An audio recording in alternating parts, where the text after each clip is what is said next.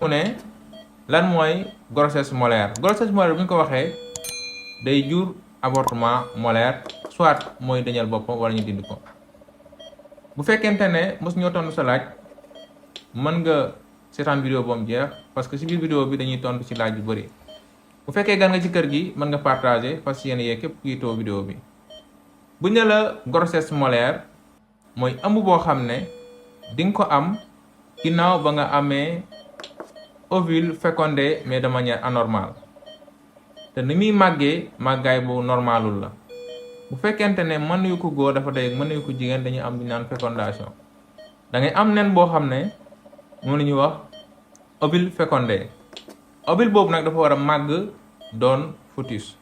bu fekkente ne dafa màgg de manière anormale nag day jur leneen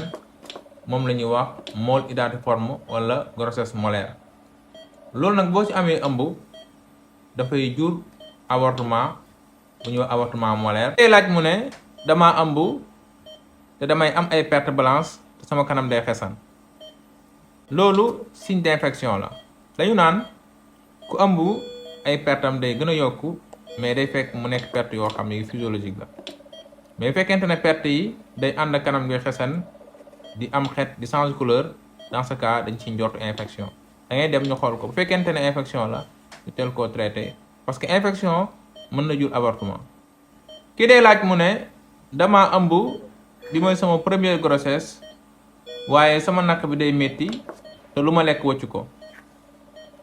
méttu naq mën na la dal durant toute la période de la grossesse maanaam ëmb bu tàmbalee ba ngay wasin méttu biir mën na di la dal waaye bu demee ba ëpp la doole da ngay dem hôpital ñu xool méttitu naq boobu. bu la poste de santé jegee nag saa su métti bi commencé mën nga dem ñu xool pour ñu jox la ay garab yoo xam ne day seddal biir bi. waaye fekkente dafa ànd ak ngay wëccu loo lekk wëccu ko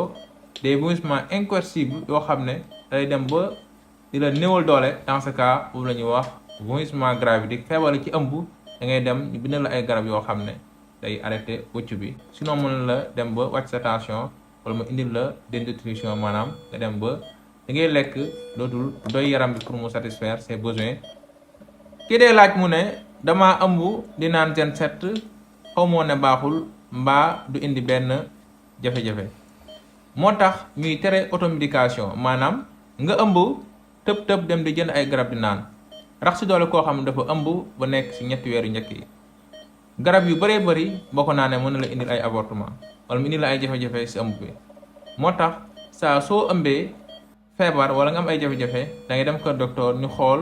sa ëmb fu mu toll ak ban garab nga war a jël ak yan garab goo xam ne boo ko jëlee mën la indi ay jeexantal ci ëmb bi. mbokk yi tontu bi loolu la woon bu leen fàtte partager fas yéene yee képp ku yittewoo vidéo yi mën ngeen bàyyi seen laaj ci vidéo bees bi pour yeneen vidéo jërë ngeen jëf.